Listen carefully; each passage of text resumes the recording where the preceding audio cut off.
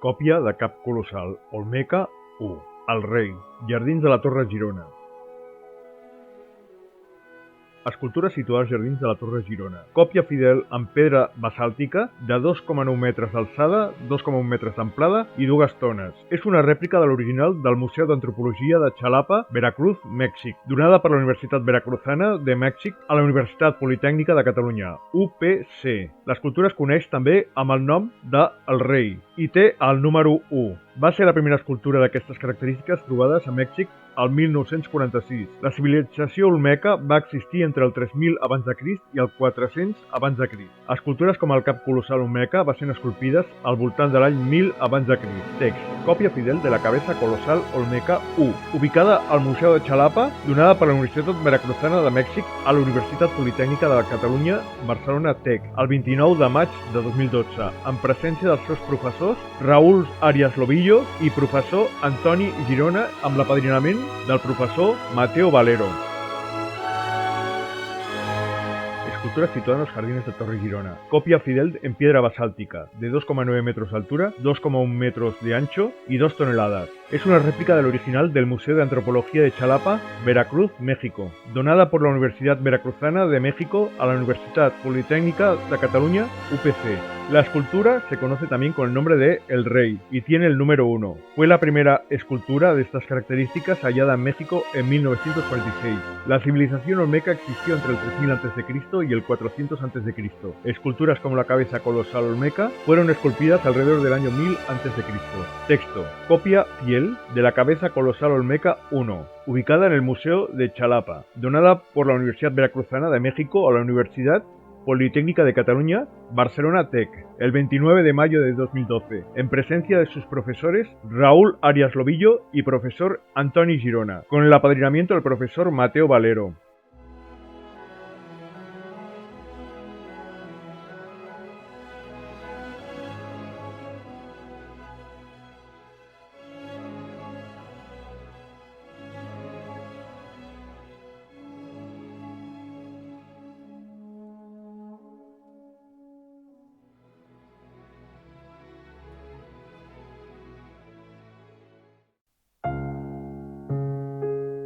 El rellotge de llums.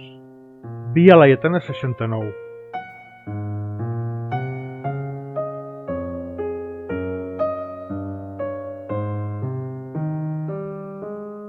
Aquest rellotge lluminós va ser obra del mestre rellotger Cabrerizo, l'any 1935, per encàrrec de la Banca Rosés. Durant molts anys va estar aturat fins que l'any 1989 el seu fill va restaurar-lo per encàrrec de la Conselleria de Governació, propietària en aquell moment de l'edifici que abans era de la Banca Rosés. Actualment, en aquest edifici hi ha l'Hotel H10 Cúbic.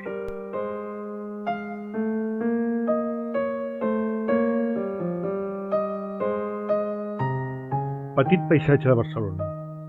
El rellotge de llums. Es va inaugurar al cap d'any de 1935. Obra de Cabrerizo. L'anagrama central representa el déu Hermes amb l'escut de la ciutat de Barcelona. L'Institut Municipal del Paisatge Urbà n'ha fet la restauració amb la col·laboració d'H10 Hotels, Ajuntament de Barcelona. Este reloj luminoso fue obra del maestro relojero Cabrerizo en 1935 por encargo de la Banca Rosés. Durante muchos años estuvo parado hasta que en 1989 su hijo lo restauró por encargo de la Consejería de Gobernación, propietaria en ese momento del edificio que antes era de la Banca Rosés. Actualmente en este edificio está el Hotel H10 Cúbic.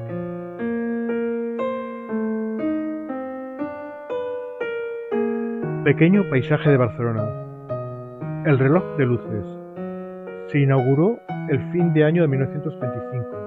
Obra de Cabrerizo, el anagrama central representa al dios Hermes con el escudo de la ciudad de Barcelona. El Instituto Municipal de Paisaje Urbano ha hecho la restauración con la colaboración de H10 Hoteles, Ayuntamiento de Barcelona.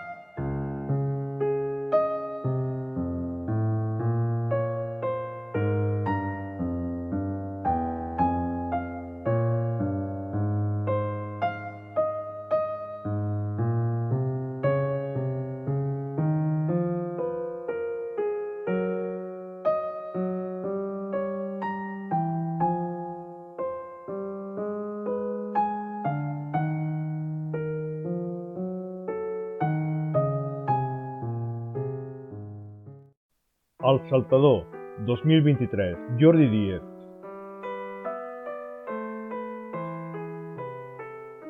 Escultura situada a la cantonada de la plaça Urquinaona amb el carrer Roger de Llúria, just davant de la Torre Urquinaona. Obra de Jordi Díez. Escultura propietat de Nightingale Hall.